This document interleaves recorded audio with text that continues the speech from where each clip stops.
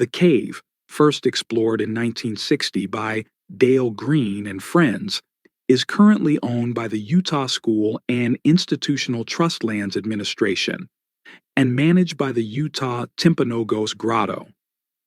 The cave system was named after the putty-like texture of the soft, brown clay found in many of its passages.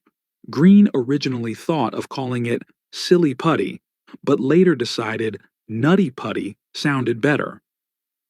The clay-like texture is composed of silicon dioxide commonly found in sand. Because the cave was formed upward with superheated water forming limestone, many additional minerals make up the complex structure. It contains 1,400 feet, 400 even of chutes and tunnels, and prior to closure had been accessible via a narrow surface hole, citation needed. Before 2009, this cave had 4 separate rescues of cavers and Boy Scouts who got stuck inside the cave's tight twists, turns, and crawls. In 2006, an effort was put forth to study and severely limit the number of visitors allowed inside the cave.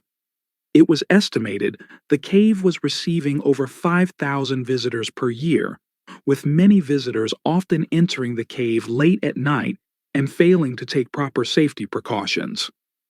The cave's popularity had caused excessive smoothing of the rock inside the cave to the point it was predicted a fatality would occur in one of the cave's more prominent features, a 45-degree room called the Big Slide.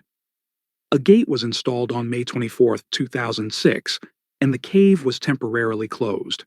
In early 2009, proper management was established, and an application process was developed to ensure safety precautions were being met.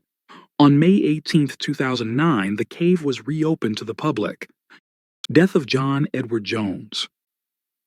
On November 24, 2009, 26-year-old John Edward Jones became stuck and died in the cave after being trapped inside for 28 hours. Jones and 3 others had left their party in search of the Birth Canal, a tight but navigable passageway with a turnaround at the end. Jones entered an unmapped passageway, which he wrongly believed to be the canal, and found himself at a dead end, with nowhere to go besides a narrow vertical downward fissure. Believing this to be the turnaround, he entered head first, then became wedged upside down. The fissure measured 10 by 18 inches, 25 by 46 centimeters, and was located 400 feet, 120 meters from the entrance of the cave. A large team of rescue workers came to his assistance. The workers set up a sophisticated rope and pulley system in an attempt to extricate him, but the system failed when put under strain, plunging Jones back into the hole. Jones ultimately suffered cardiac arrest due to the strain placed upon his body over many hours by his inverted, compressed position. Rescuers concluded that it would be too dangerous to attempt to retrieve his body. The landowner and Jones' family came to an agreement that the cave would be permanently closed, with his body sealed inside as his final resting place, and as a memorial to Jones. Explosives were used to collapse the ceiling in the Ed's Push passageway of the cave close to Jones's body, and the entry points to the cave were permanently sealed by filling them with concrete to prevent any future access. Some cavers opposed the cave's closure. Facebook community groups petitioned to save the cave but failed.